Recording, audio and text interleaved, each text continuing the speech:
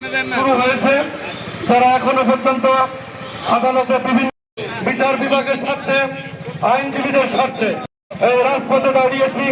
এই রাজপথের দাবিকে গণদাবি, আদালত চত্বরে সাহায্য প্রার্থীদের, বিচার প্রার্থী মানুষের সাধারণ সেই দাবির প্রেক্ষিতে আমরা বর্তমান সরকারের কাছে প্রতি বছর যে রাজস্ব দিয়ে থাকি, সেই রাজস্বের তুলনায় বরাদ্দের কারণে আমরা আইনজীবীরা অত্যন্ত মানবতর জীবনযাপন কর্মসূচির মাধ্যমে আজকে আমরা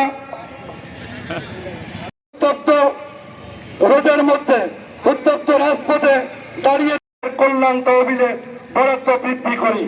এই বরাদ্দ বৃদ্ধির রাজপথে নেমে এসেছে।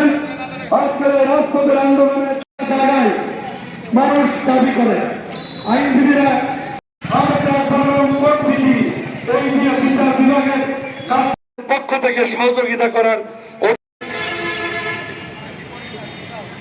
যারা